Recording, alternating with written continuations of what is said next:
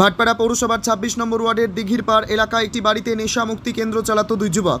এখানে ১৩ জন চিকিৎসাধীন ছিল। এদের মধ্যে আজ বছর ২৩-এর অরণ্য বারুইয়ের ঝুলন্ত মৃতদেহ উদ্ধার হয়। ঘটনার খবর জানাজানি হতেই উত্তেজিত জনতা ভাঙচুর করে গোটা নেশামুক্তি কেন্দ্র। গণপিটুনি দেওয়া হয় এই নেশামুক্তি কেন্দ্রের দুই মালিককে। ঘটনার খবর পেয়ে ঘটনাস্থলে আসে জগদ্দল থানার পুলিশ। পৌঁছে দুই অভিযুক্তকে আটক করে নিয়ে যায়।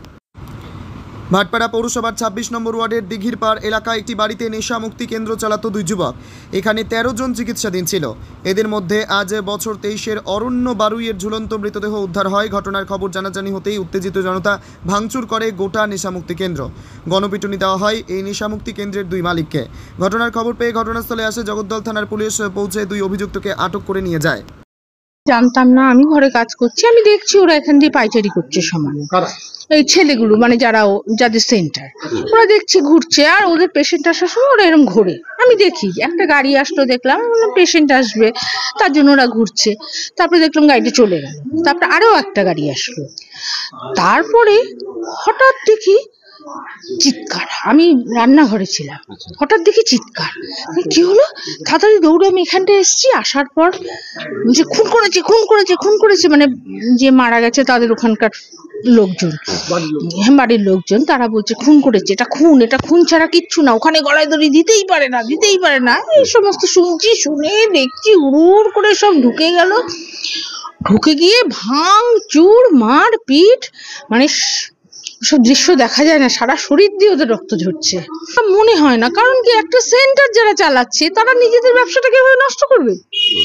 যদি ওই জায়গায়, যে জায়গায় বাড়ির লোক ঝুলন্ত অবস্থায় ছিল, সেই জায়গায় কি সুইসাইড করতে পারে বলে মনে হয়? আমি কোনোদিনও দেখিনি দাদা, আমি ভেতরে কোনোদিন ঢুকিনি, আমি বলতে পারবো না। আমি যখন ওখানে মারপিট হচ্ছিল, বাড়ির লোক এসে মারপিট করছিল, তখন হচ্ছিল এসে শুনলাম নাকি যে ছেলেটা ভর্তি ছিল সেই ছেলেটা গলায় দড়ি দিয়েছে।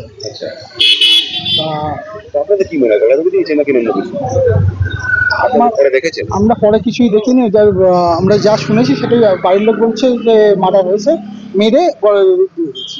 টর্চার কিছুই হতো না, আমরা কোনোদিনই দেখিনি টর্চার হচ্ছে বলে। আপনারা কি জানেন জনবসতিপূর্ণ এলাকায় এই ধরনের একটা মুক্তি কেন্দ্র, নেশা মুক্তি কেন্দ্র, আপনারা কি চাইছেন? চলা উচিত না উচিত? একবার হচ্ছিল বেরিয়ে চলে গেছিল, ঢুকে লুকিয়ে বসেছিল, তারা হচ্ছিল এসে রিপোর্ট করেছিল। তা এরা বন্ধ করেনি বা হচ্ছিল করেনি, তার ক্যামেরা লাগিয়ে তারপরে ক্যামেরা লাগায়।